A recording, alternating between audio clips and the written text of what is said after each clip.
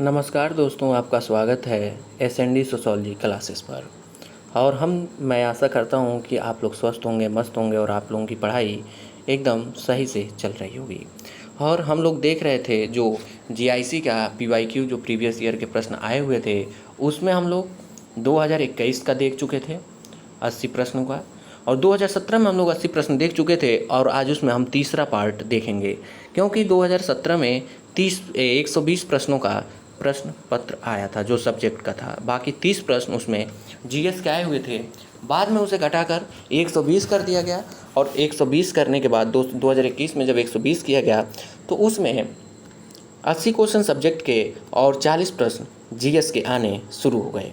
तो हम लोग आज प्रश्न देख रहे हैं, और मैं आप लोगों से ये आशा करता हूं कि आप लोग चैनल को लाइक, शेयर एंड सब्सक्राइब अवश्य करेंगे, और जो भी गलतियां हुई होंगी या जो भी त्रुटियां हुई होंगी उसे आप लोग कमेंट के माध्यम से मुझे ज़रूर अवगत कराएंगे, तो मैं उसे आगे सुधारने की कोशिश करूँगा। और आज हम लोग पहला प्रश्न देखते हैं। पहला प्रश्न है इसमें, इंग्लैंड और वेल्स में अंतःपीढ़ी गतिशीलता का प्रथम मुख्य अध्ययन किसने किया था? ऑप्शन ए है मार्क अद्राम्स, बी है डेविड ग्लास, सी है थॉमस बोटोमोर, और डी है रॉबर्ट डहल। तो इसमें ऑप्शन सी सही है, थॉमस बोटोमोर। थॉमस बोटोमोर इंग्लैंड और वेल्स में अंतःपीढ़ीगत गतिशीलता का प्रथम मुख्य अध्ययन बोटोमोर ने किया था। इसमें जब गतिशीलता की बात आएगी तो गतिशीलता में इंग्लैंड और वेल्स में इसमें पूछा है, इंग्लैंड और वेल्स में पूछा है, तो हमेशा सबसे पहले उसमें जो अध्ययन किया था उसमें बोटोमोर ने किया था।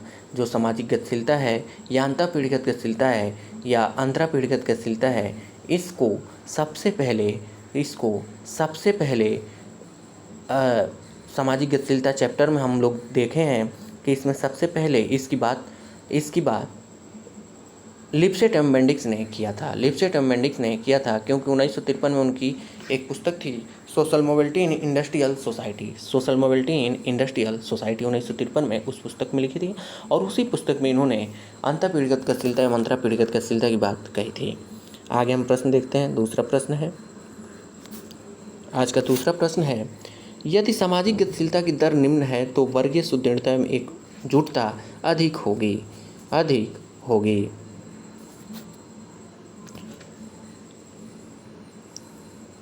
यह किसका कथन है? Option A Rudolph and Rudolph, option B Anthony Giddens, option C Srinivas, option D Durkheim. इसमें ऑप्शन डी दिया है दुर्खेम, लेकिन ये गलत है क्योंकि इसे गिडेंस ने कहा था। गिडेंस ने कहा था कि यदि सामाजिक गतिशीलता की दर निम्न है तो वर्गीय सुदृढ़ता एवं एकजुटता अधिक होगी। नहीं, इसमें वर्गीय एकजुटता की अगर बात आएगी बस तब वह गिडेंस का होगा। नहीं, इसमें ऑप्शन डी ही सही है, दुर्खेम ने ही इस कथन को कहा था। दुर्खेम के कुछ और हम उदाहरण देखते हैं, जैसे सामाजिक गतिशीलता, उन्होंने सबसे पहले जब समाजशास्त्र में पहले ऐसे व्यक्ति थे दुनिया में जिन्होंने समाजशास्त्र में पीएचडी प्राप्त किया था एवं फ्रांस के बोर्डिंग विश्वविद्यालय में पढ़ाना समाजशास्त्र विभाग की स्थापना किए थे।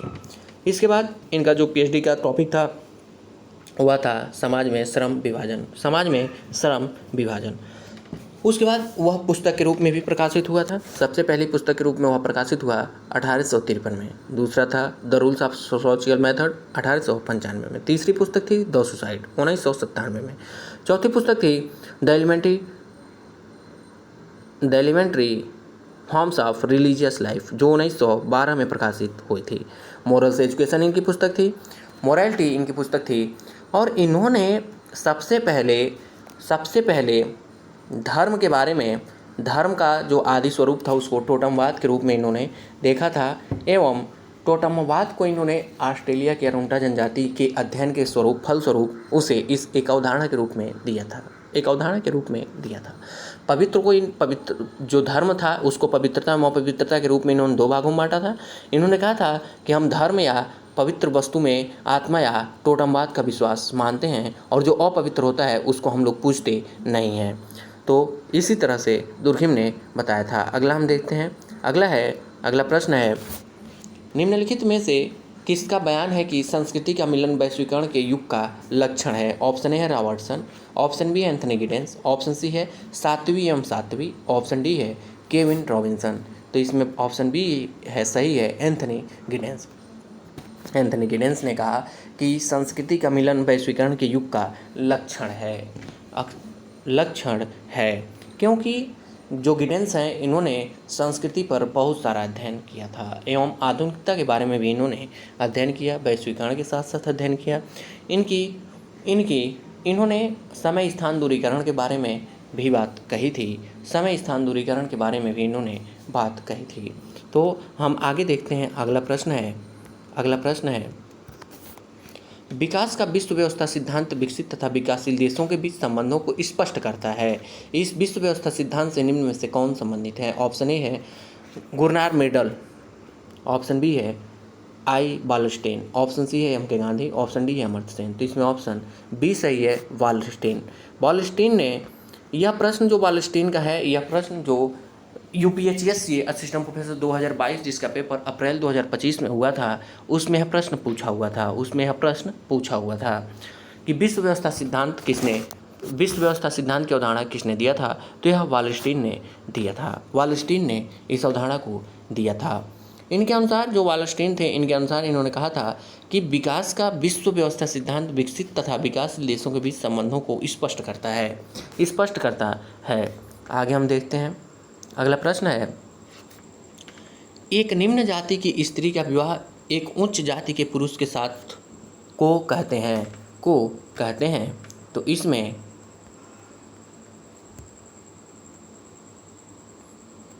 ऑप्शन ए है प्रतिलोम विवाह, ऑप्शन बी है अनुलोम विवाह, ऑप्शन सी है एक पत्नी विवाह और ऑप्शन डी है बहुपत्नी विवाह। तो इसमें ऑप्शन बी सही है, अनुलोम विवाह। प्रतिलोम विवाह में क्या होता है कि उच्च जाति की स्त्री होती है और निम्न जाति का पुरुष होता है, तो उसके जब विवाह होता है तो उसे प्रतिलोम विवाह कहते हैं। एक पत्नी विवाह का तात्पर्य क्या है? अभी सभ्य समाजों में, या यूँ कहें कि अधिकांश समाजों में, या विश्व के अधिकांश समाजों में, अधिकांश देशों में एक पत्नी विवाह ही प्रचलित है, जिसमें एक पति एवं एक पत्नी विवाह करते हैं। दूसरा विवाह तलाक या मृत्यु की स्थिति में, एक दूसरे की मृत्यु की स्थिति में ही वह करते हैं। बहुपत्नी विवाह का तात्पर्य क्या है?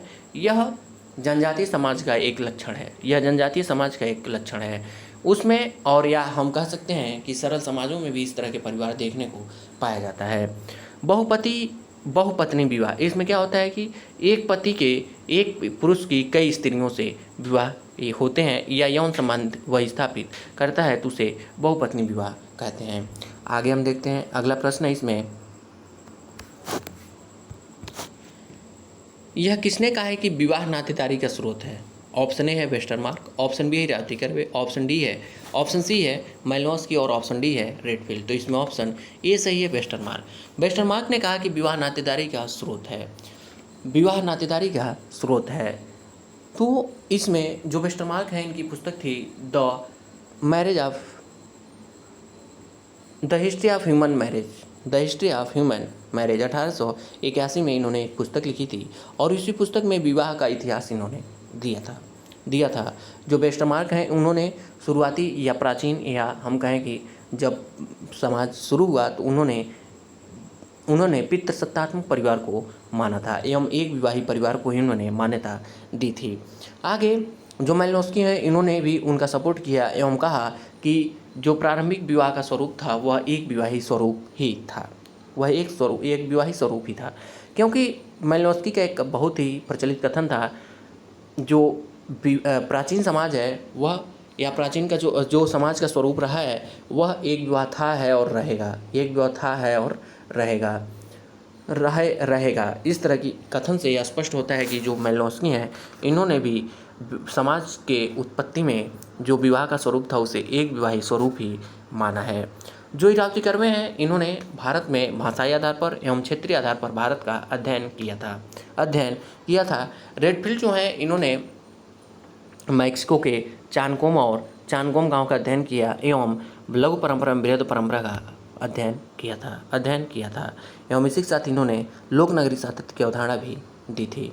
अगला प्रश्न देखते हैं। अगला प्रश्न है family and kinship a study of the Pandit of rural Kashmir नामक पुस्तक किसने लिखी? Option A Irawati Karve, option B है जी.आर. मदान, ऑप्शन सी है टी.एन. मदान, ऑप्शन डी है के.एम. कपाड़िया। तो इसमें ऑप्शन सी सही है, T N. Madan. Family and kinship the a study of the Pandit of rural Kashmir नामक पुस्तक टी.एन. मदान ने लिखी है। टी.एन. मदान ने लिखी है। इनकी कुछ और कृतियाँ देख लेते हैं और हम किसी बारे में और दो लोगों के बारे में देखेंगे। इसमें इनकी दूसरी पुस्तक थी सोशोलॉजिकल ट्रेडिशन और तीसरी पुस्तक थी मॉडर्न मिथ्स और चौथी पुस्तक थी लॉक्ड माइंड। इन्होंने अपने कैरियर में 4 पुस्तकें लिखी। टी.एन. मदान जो थे यह लखनऊ विश्वविद्यालय से भी जुड़े रहे। जो रावती कर्वे हैं उन्होंने भारत में संयुक्त परिवार को माना। उन्होंने कहा था कि संयुक्त परिवार ही नातेदारी का मेन स्रोत, भारत में मेन स्रोत है, नातेदारी का मेन स्रोत है। और उन्होंने पुस्तक द युगांता पुस्तक लिखी थी, एंड ऑफ इपोक। वह पुस्तक महाभारत के कुछ चरित्रों पर लिखी गई थी। अगला हम प्रश्न देखते हैं। अगला प्रश्न है एस.सी. दुबे ने निम्नलिखित में से कौन सी एक जनजाति का अध्ययन किया था? ऑप्शन ए है बोंडा, ऑप्शन बी है भील, ऑप्शन सी है कमार, ऑप्शन डी है कोंद। तो इसमें ऑप्शन सी सही है, कमार जनजाति का अध्ययन किया था, जो मध्य प्रदेश की जनजाति है। और इन्होंने इसके नाम से ही एक पुस्तक भी लिखी, द कमार नामक पुस्तक की रचना भी एस.सी. दुबे ने किया था। एस.सी. दुबे को इसलिए जाना जाता है क्योंकि एस.सी. दुबे ने कहा कि जो रेडफील्ड ने लघु परंपरा एवं दीर्घ परंपरा की बात कही थी, तो उसकी आलोचना करते हुए एस.सी. दुबे ने कहा कि भारतीय जैसे विविधता वाले समाज में 2 परंपराओं से काम नहीं चल सकता। इन्होंने पंच परंपरा या बहु परंपरा सूत्र का प्रतिपादन किया एवं 6 परंपराओं का उल्लेख इन्होंने किया था। एस.सी. दुबे जो है इन्होंने एक बात के लिए और श्रीनिवास का आलोचना की, क्योंकि श्रीनिवास ने प्रभु जाति की अवधारणा दी थी। उसके एवज में या उसकी आलोचना करते हुए जो एस.सी. दुबे हैं उन्होंने प्रभु व्यक्ति की अवधारणा प्रतिपादित की थी। आगे हम देखते हैं। अगला प्रश्न है द पॉलिटिक्स ऑफ फैमिली नामक पुस्तक के लेखक कौन है? Option A T Parsons, option B है आर.डी. लैंग, ऑप्शन सी है डेनियल वेल, ऑप्शन डी है इविन बोगल। तो इसमें ऑप्शन बी सही है, आर.डी. लैंग ने ही द पॉलिटिक्स ऑफ फैमिली नामक पुस्तक की रचना किए थे। यह पुस्तक है तो इसमें कुछ ज़्यादा नहीं। आगे हम देखते हैं। आगे है प्रश्न है निम्न में से सभ्यतागत परिप्रेक्ष्य का एक अच्छा उदाहरण कौन है? ऑप्शन ए है मुस्लिम भारतीय सभ्यता के अभिन्न अंग है, आवश्यक अंग है। ऑप्शन बी है जनजातीय भारतीय सभ्यता के अभिन्न अंग हैं। ऑप्शन सी है जनजातियाँ भारतीय सभ्यता के अभिन्न अंग हैं। जातियाँ, ऑप्शन डी है उपयुक्त में से कोई नहीं। तो इसमें ऑप्शन बी सही है, जनजातियाँ भारतीय सभ्यता के अभिन्न अंग हैं। ये अभिन्न अंग है। यह सभ्यतागत परिप्रेक्ष्य कहा था। सभ्यतागत परिप्रेक्ष्य में 2 लोग आते हैं, एन.के. बोस एवं सुरजीत सिन्हा। इन्होंने दोनों लोगों ने मिलकर सभ्यतागत परिप्रेक्ष्य से भारत में अध्ययन किया था। अगला प्रश्न हम देखते हैं। महुआ में संयुक्त परिवार की संरचनात्मक एवं प्रकार्यात्मक एकता का अध्ययन किसने किया? ऑप्शन ए है के.एम. कपाड़िया, ऑप्शन बी है निर्या देसाई, ऑप्शन सी है आई.पी. देसाई, ऑप्शन डी है इनमें से कोई नहीं। तो इसमें ऑप्शन सी सही है, आई.पी. देसाई। आई.पी. देसाई ने महुआ गांव का अध्ययन किया था और महुआ गांव गुजरात के तटीय क्षेत्रों का एक बसा हुआ गांव है। उसी का इन्होंने अध्ययन किया था। एवं आगे हम देखते हैं।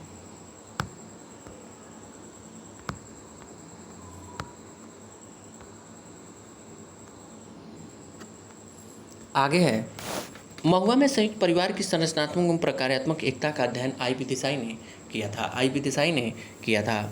अगला प्रश्न है नायर कौन है? एक जाति, एक जनजाति, एक मुस्लिम समुदाय और ए शाह।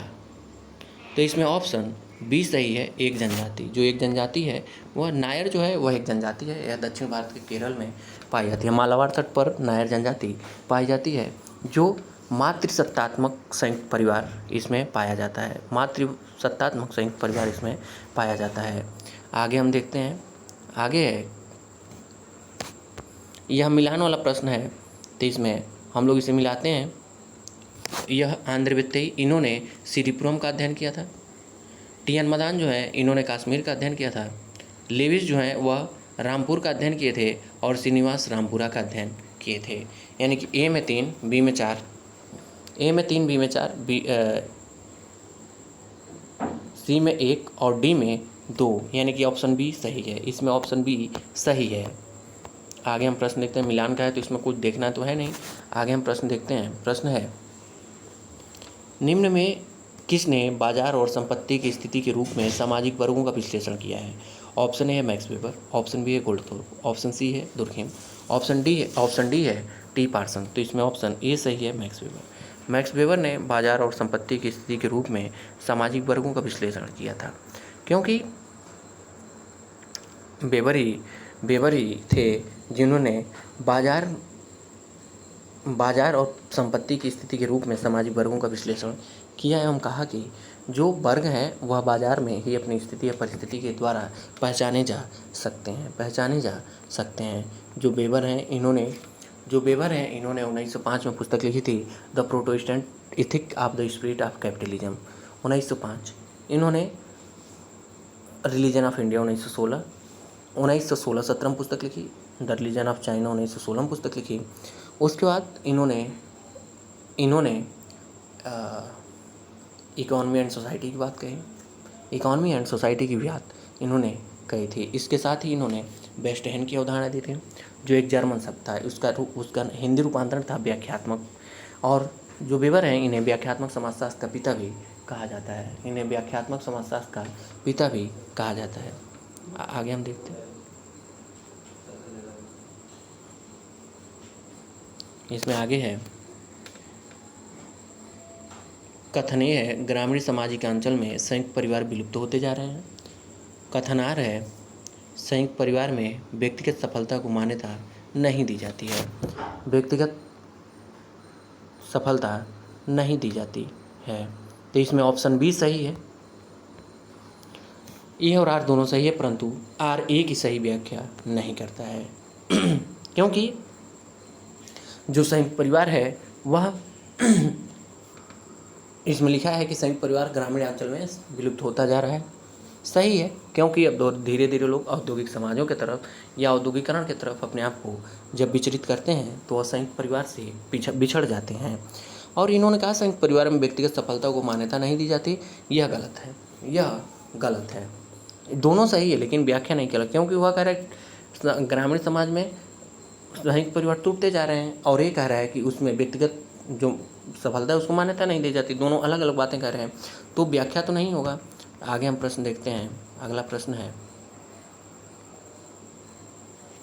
निम्न में से किसने 4 प्रकार की नातेदारी की शब्दावली जैसे वंश, पीड़ितर, सहपक्षियों का विभाजन, सही पक्षियों का मिलन का प्रयोग किया है? ऑप्शन बी ए है एल.एच. मॉर्गन, ऑप्शन बी है जी.पी. मर्डॉक, ऑप्शन सी है आर.एच. लोबी और ऑप्शन डी है ए.आर. Radcliffe Brown. तो इसमें ऑप्शन ए सही है, मॉर्गन ने 4 प्रकार की नातेदारी शब्दावली जैसे वंश, पीड़ितर, सहपक्षियों का विभाजन, सही पक्षियों का मिलन, इन्होंने चार प्रकार की नातेदारी शब्दावली का प्रयोग करते हुए नातेदारी का अध्ययन किया था। वह मॉर्गन ही थे। मॉर्गन ने 2 शब्दों का और प्रयोग किया था, वर्गात्मक एवं वर्णनात्मक। यह संबोधन के शब्द थे। संबोधन के तात्पर्य से क्या मतलब था कि इसमें क्या था कि मान लीजिए जैसे अंकल, मामा, चाचा, मौसा, फूफा, सबके लिए इस शब्द का प्रयोग होता है। लेकिन यह वर्गात्मक हुआ। वर्णनात्मक के केवल एक को, जैसे कि पापा, बस हम पापा को ही कहते हैं, माँ को ही कहते हैं, मामा को ही कहते हैं। ऐसा नहीं कि हर व्यक्ति को हम मामा, माँ या बुआ, फूफा कुछ भी कहते चलें। तो इस तरह के शब्दों का प्रयोग सबसे पहले मॉर्गन ने ही नातेदारी शब्दावली के रूप में किया था। आगे हम प्रश्न देखते हैं। अगला प्रश्न है निम्न में से कौन एक पक्षीय वंशक्रम नहीं है? ऑप्शन ए है पितृपक्षीय वंशक्रम, ऑप्शन बी है मातृवंशीय पक्ष वंशक्रम समूह, ऑप्शन सी है दोहरा वंशक्रम समूह, ऑप्शन डी है सजातीय वंशक्रम समूह। तो इसमें ऑप्शन सी सही है, दोहरा वंशक्रम समूह। यह एक पक्षीय वंशक्रम नहीं का मतलब क्या हो गया? पहला है पितृपक्षीय वंशक्रम समूह, उसमें पिता की तरफ से मातृपक्षीय वंशक्रम समूह, माता की तरफ से सजातीय जाति का आ जाएगा, और दोहरा यह दोनों तरफ से होगा। सजाति में बस मान लीजिए एक ही आएगा अपनी जाति के लोगों का। और अगला प्रश्न है, नातेदारी के मैत्री वैवाहिक संबंध के सिद्धांत को किसने विश्लेषित किया? ऑप्शन ए है ब्राउन, ऑप्शन बी है स्ट्रॉस, ऑप्शन सी है क्रोबर, ऑप्शन डी है सैनिन। तो इसमें ऑप्शन बी सही है, स्ट्रॉस। स्ट्रॉस ने नातेदारी के मैत्री वैवाहिक संबंध के सिद्धांत को विश्लेषित किया था, और इन्होंने कहा कि जो बंधुता समूह में विवाह के माध्यम से ही सदस्य भर्ती किए जाते हैं, यह स्ट्रॉस ने ही कहा था। इतना ही नहीं, स्ट्रॉस ने 4 नातेदारी अणु का भी उल्लेख किया था। 4 नातेदारी अणु का भी उल्लेख किया था। पहला माता पिता यानी कि पति पत्नी, दूसरा पिता पुत्र, तीसरा माता पुत्री, और चौथा भाई बहन। तो इस तरह का इन्होंने प्रयोग किया था। अगला प्रश्न देखते हैं। प्रश्न है, जीपी मर्डॉक के अनुसार द्वितीयक नातेदारी कितने प्रकार का होता है? ऑप्शन ए है 69, ऑप्शन बी है 68, ऑप्शन सी है 33, ऑप्शन डी है 12। तो इसमें ऑप्शन सी सही है, 33। मर्डॉक के अनुसार एक व्यक्ति के लगभग 8 प्राथमिक नातेदार, 33 प्रकार के द्वितीयक नातेदार और 151 प्रकार के तृतीयक नातेदार होते हैं, और इन नातेदारी श्रेणियों का गहन अध्ययन मर्डॉक द्वारा किया गया था।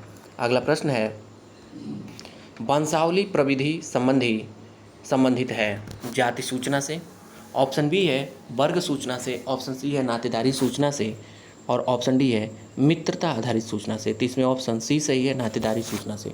नातेदारी सूचना जो है वह ही वंशावली प्रविधि संबंधित करती है, वही वंशावली प्रविधि संबोधित या नातेदारी को संबोधित या संबंधित करती है।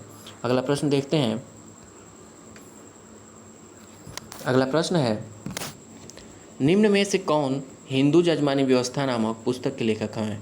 ऑप्शन ए है दुबे, ऑप्शन बी है मैकीमेरियट, ऑप्शन सी है वाइजर, ऑप्शन डी है रेडफील्ड। तो इसमें ऑप्शन सी सही है, वाइजर। जो वाइजर नाम विलियम वाइजर जो हैं, उन्होंने हिंदू जजमानी व्यवस्था नामक पुस्तक का रचना किया था। सबसे पहले हिंदू जजमानी व्यवस्था का अध्ययन वाइजर ने किया। यह करीमपुर गांव का अध्ययन करके इन्होंने दिया था। यूपी के करीमपुर गांव का इन्होंने अध्ययन किया था। एवं इन्होंने जजमानी व्यवस्था का तात्पर्य था कि जैसे इसमें 2 शब्द यूज होते थे, एक जजमान और एक कामिन। कामिन उसके लिए होता था जो सेवा देता था, जजमान हुआ था जो सेवा लेता था। लेकिन जो ब्राह्मण थे वह धार्मिक कर्मकांड करने के लिए उन्हें कामिन नहीं कहा जाता था। जो नीचे की जातियाँ थीं जो सेवा का काम करती थीं, जैसे नाई हो गया, कपड़ा धुलने वाला हो गया, कपड़ा प्रेस करने वाला या बर्तन धुलने वाला, झाड़ू लगाने वाला, उसे कामिन कहते थे। तो अगला हम प्रश्न देखते हैं। अगला प्रश्न अभी भी यह भारतीय ग्रामीण समाज में अभी भी प्रचलित है। अगला प्रश्न देखते हैं, घरेलू हिंसा से महिलाओं की सुरक्षा अधिनियम किस वर्ष में पारित किया गया? ऑप्शन ए है 2003, ऑप्शन बी है 2005, ऑप्शन सी है 2006, ऑप्शन डी है 2009। तो इसमें ऑप्शन बी सही है, 2005 में। घरेलू हिंसा से महिलाओं की सुरक्षा अधिनियम वर्ष 2005 में पारित किया गया। इसके अंतर्गत लैंगिक, मौखिक, भावनात्मक अर्थात आदि दुर्व्यवहार को शामिल किया गया है।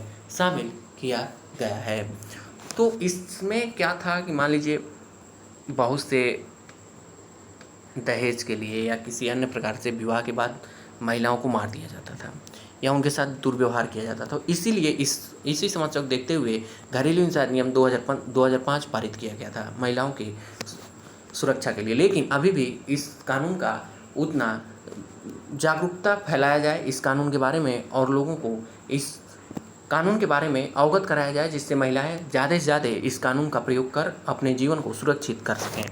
अगला प्रश्न है, प्रयोगात्मक शोध क्या है? ऑप्शन ए है एक स्वतंत्र चर का कुशलतापूर्वक प्रयोग करना, ऑप्शन बी है स्वतंत्र चरों को छोड़कर अन्य सभी चरों को स्थिर रखना, ऑप्शन सी है अस्वतंत्र चर पर स्वतंत्र चरों के जोड़ तोड़ के प्रभाव का अवलोकन, ऑप्शन डी है उपयुक्त सभी। तो इसमें ऑप्शन सी सही है, अस्वतंत्र चर पर स्वतंत्र चरों के जोड़ तोड़ के प्रभाव का अवलोकन ही प्रयोगात्मक शोध होता है। हम लोग इसको थोड़ा देख लेते हैं। प्रयोगात्मक शोध उस शोध को कहा जाता है जिसमें कुछ चरों को नियंत्रित किया जाता है, कुछ चरों को परिचालित किया जाता है, यानी कि मैनिपुलेट, एवं किसी अन्य चर पर उसके पड़ने वाले प्रभावों का अध्ययन किया जाता है कि चरों को नियंत्रित करने एवं उनका परिचालन करने का प्रभाव क्या होगा। जैसे मान लीजिए कि हम कुछ लोगों को मान लीजिए समाज में सामाजिक अध्ययन करना है, तो कुछ लोगों को पकड़ के रूम में बंद कर दिए। जैसे हम 2 बच्चों का ग्रुप लिए, एक बच्चों को हम छोड़ दिए दिन भर खेलने के लिए, और एक बच्चों को हम रूम में बंद करके और क्या किए, दे दिए किताब पढ़ने के लिए। और लाइट हम बंद ही नहीं कर रहे हैं, 10 दिन 20 दिन लाइट जल रहा है, उसी में वो सो रहे हैं, उसी में पढ़ रहे हैं, उसी में सब कुछ कर रहे हैं।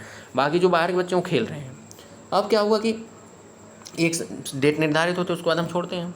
अब क्या होता है कि हम उनको छोड़ते हैं, अब जब हम जाते हैं, जैसे रात होता है और लाइट नहीं जलती है, जो रूम में बच्चे थे उनको कुछ कार्य करने मन ही नहीं लग रहा है, क्योंकि वह लाइट के आदी हो चुके हैं, लाइट के आदी हो चुके हैं। तो इस तरह के ही प्रभाव को प्रयोगात्मक शोध कहते हैं, प्रयोगात्मक शोध कहते हैं। अगला प्रश्न है, मौखिक इतिहास पद्धति का प्रयोग मुख्यतः किसके द्वारा किया गया? ऑप्शन ए है पुरातत्वविद, ऑप्शन बी है अधीनस्थ इतिहासकार, ऑप्शन सी है सामाजिक कार्यकर्ता, ऑप्शन डी है अर्थशास्त्री। तो इसमें ऑप्शन बी सही है, अधीनस्थ इतिहासकार।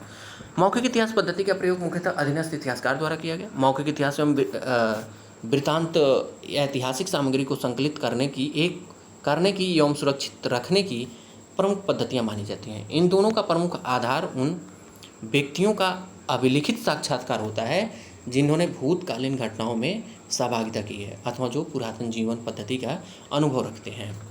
मौखिक इतिहास पद्धति में क्या होता है कि कुछ लोगों से उनके जीवन के बारे में या कुछ चीज़ों के बारे में हम ऐतिहासिक जानकारियाँ एकत्रित करते हैं, उसे मौखिक इतिहास पद्धति कहते हैं। अगला प्रश्न देखते हैं, केस अध्ययन पद्धति को कहा जाता है, केस अध्ययन पद्धति को कहा जाता है, केस अध्ययन पद्धति को कहा जाता है। ऑप्शन ए है जैविक सूक्ष्मदर्शी, ऑप्शन बी है सामाजिक सूक्ष्मदर्शी, ऑप्शन सी है प्रकार्यात्मक सूक्ष्मदर्शी, ऑप्शन डी है ऐतिहासिक सूक्ष्मदर्शी। तो इसमें ऑप्शन बी सही है, सामाजिक सूक्ष्मदर्शी। केस अध्ययन पद्धति को सामाजिक सूक्ष्मदर्शी कहा जाता है। इसकी सहायता से किसी भी सामाजिक इकाई, व्यक्ति, समूह, समुदाय, संस्था का संपूर्णता में अति सूक्ष्म अध्ययन किया जाता है। और इसका सर्वप्रथम प्रयोग केस अध्ययन पद्धति का सर्वप्रथम प्रयोग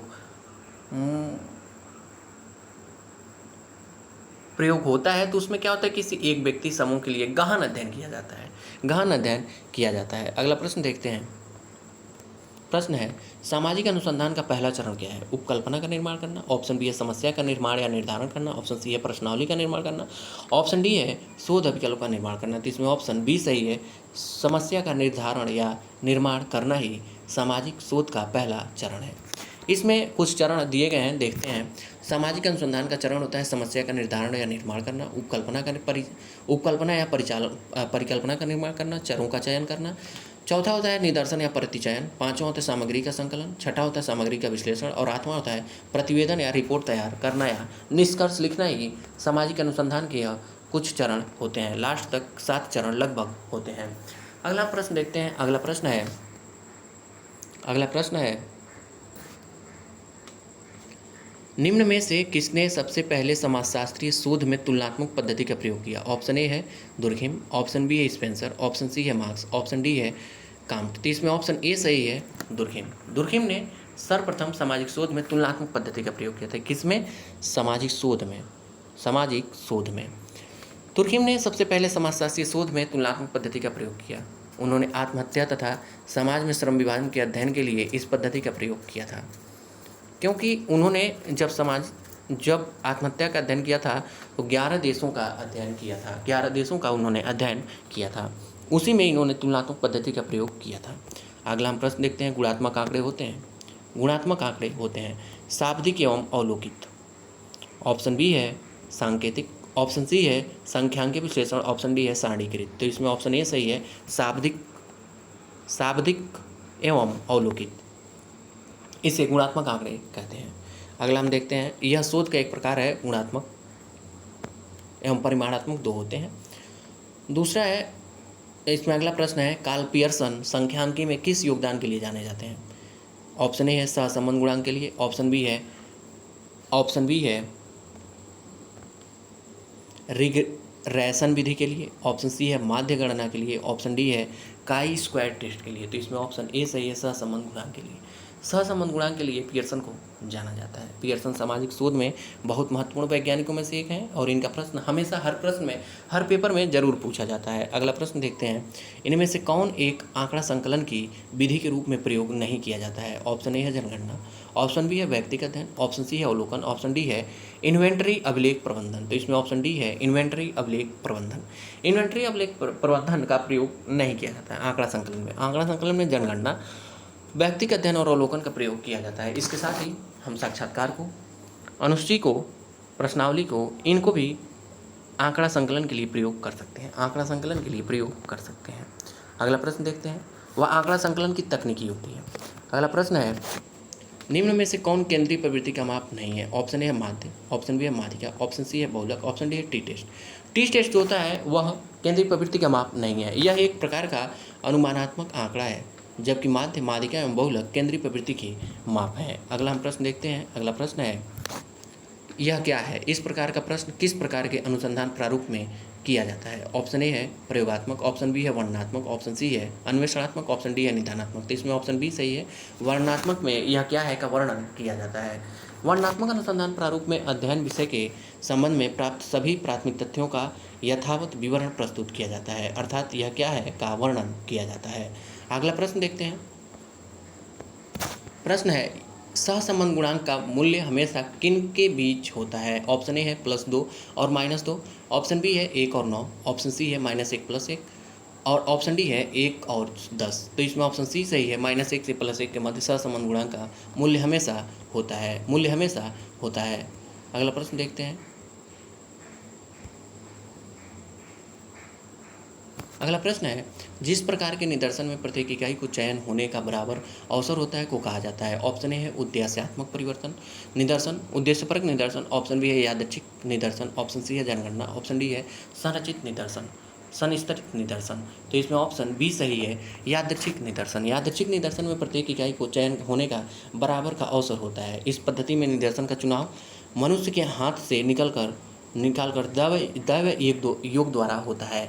इस प्रणाली में निदर्शन चुनने के कई तरीके हो सकते हैं, जैसे लॉटरी, ग्रिड, ग्राफ एवं बाउल के माध्यम से भी इस तरह के आंकड़े एकत्रित किए जाते हैं या निदर्शन का प्रयोग किया जाता है। अगला प्रश्न है, सामाजिक संबंधों की व्यवस्था जिसमें हम नित्य रहते हैं को कहा जाता है? ऑप्शन बी ए है संस्था, ऑप्शन बी है समुदाय, ऑप्शन सी है समाज, ऑप्शन डी है समिति। इसमें समाज कहते हैं। समाज में जो सामाजिक संबंधों की व्यवस्था है, क्योंकि समाज को सामाजिक संबंधों की व्यवस्था या जाल कहते हैं, यह मैकल पेज ने कहा था। समाज की परिभाषा उन्होंने दिया था। अगला प्रश्न है, अगस्त्याम्प ने किस वर्ष सामाजिक भौतिकी का दूसरा नाम समाजशास्त्र रखा? ऑप्शन ए है 1818, ऑप्शन बी है 1857, ऑप्शन सी है 1839 और ऑप्शन डी है 1837। तो इसमें ऑप्शन कोई सही नहीं, क्योंकि 1838 अगर होता तो सही है, इसमें व्याख्या जो है वह गलत है। 1838 में सामाजिक भौतिकी का दूसरा नाम समाजशास्त्र अगस्त्याम्प ने रखा था एवं वहीं से समाजशास्त्र का जनक अगस्त्याम्प को माना जाता है एवं समाजशास्त्र का जन्म जो वर्ष था वह था 1838। अगला प्रश्न देखते हैं। प्रश्न है, निम्न में से कौन सी आर्थिक संस्था है? ऑप्शन ए है भगवान की सेवा में लगे लोग, ऑप्शन बी है समाज में श्रम विभाजन, ऑप्शन सी है एक मठ और ऑप्शन डी है एक गांव। तो इसमें ऑप्शन बी सही है, समाज में श्रम विभाजन। समाज में श्रम विभाजन जो है वह एक आर्थिक संस्था है। समाज में श्रम विभाजन का सिद्धांत किसने दिया था? वह दिए थे दुर्खिम ने। समाज में श्रम विभाजन इस शब्द का सर्वप्रथम प्रयोग किसने किया था? श्रम विभाजन शब्द का सर्वप्रथम प्रयोग किसने किया था? तो वह थे एडम स्मिथ। अर्थशास्त्र, आधुनिक अर्थशास्त्र के पिता जो हैं उन्होंने इस शब्द का प्रयोग किया था सबसे पहले। आगे दुर्खिम ने समाज में श्रम विभाजन की सिद्धांत दिया था। अगला प्रश्न है, निम्न में से किसका मत है कि मानव समाज का विज्ञान अभी अति शैशवावस्था में है? ऑप्शन ए है कांट, ऑप्शन बी है दुर्खिम, ऑप्शन सी है ब्राउन, ऑप्शन डी है मेलनोस्की। तो इसमें ऑप्शन देखिए, कई जगह इस प्रश्न का उत्तर आपको ब्राउन भी मिलेगा और कई जगह मेलनोस्की भी मिलेगा। तो इसमें हम लोग ब्राउन को ही मारेंगे, ऑप्शन सी को। ब्राउन ने ही कहा था कि मानव समाज का विज्ञान अभी अति शैशवावस्था में है, अभी विकसित अवस्था में है। आज का अगला प्रश्न है, निम्न में से किस को सबसे अधिक प्रतिष्ठा प्राप्त होती है? ऑप्शन ए है एक अमीर व्यवसायी को, ऑप्शन बी है एक डॉक्टर जो प्राइवेट प्रैक्टिस में है, ऑप्शन सी एक दलाल को, ऑप्शन डी एक मजिस्ट्रेट को। तो ऑप्शन डी सही है, एक मजिस्ट्रेट को। एक मजिस्ट्रेट जो है उसे ज़्यादा प्रतिष्ठा प्राप्त होती है। और आज का लास्ट प्रश्न है, इसको हम लोग देखते हैं। निम्न समाजशास्त्रियों ने समाजशास्त्र में महत्वपूर्ण योगदान दिया, इनका सही समय क्रम क्या है? पहला है मार्क्स, दूसरा है अगस्त काम्ट, तीसरा है टाइलर, चौथा है सीमिल। तो पहला इसमें अगस्त काम्ट आएगा, सबसे पहले अगस्त काम्ट आएगा। बी जहाँ पहले है, यानी कि ये भी खत्म हो गया, ये भी खत्म हो गया, बी। उसके बाद आएगा ए, कार्ल मार्क्स। क्योंकि हम लोग इसका डेट भी देख लेते हैं, तो इसमें ऑप्शन सी सही है। पहले हम देख लें, ऑप्शन सी सही है। इसमें देख लेते हैं, यहाँ सीरियल दिया हुआ है उनका। समाजशास्त्रियों का सही अनुक्रम ये निम्न प्रकार है। अगस्त काम्ट का 1798 से 1857, और दूसरा मार्क्स जो है 1828 से 1883, तीसरा टाइलर का 1832 से 1917, और जार्सी मिल 1858 से 1918 तक होगा। तो यह 2017 का भी प्रश्न पत्र हम लोग देख चुके हैं जीआईसी का। और अब आगे हम लोग 2015 का देखेंगे। और आप लोगों से यह विनम्र निवेदन है कि आप लोग इस क्लास को लाइक, शेयर एंड सब्सक्राइब करें, और इसी तरह के क्लास के लिए इसे सब्सक्राइब कर फॉलो ज़रूर करें। क्योंकि जब तक जीआईसी का पेपर होगा तब तक मैं यह इस पर दावा करके कह सकता हूं कि कम से कम 2 से 3 हज़ार प्रश्न मैं डाल दूंगा। नए प्रश्न की भी एक श्रृंखला चल रही है, तो आगे उसको भी देखा जाएगा। और इसी के साथ आज की क्लास हम लोग यहीं रोकते हैं। बहुत बहुत धन्यवाद क्लास देखने के लिए।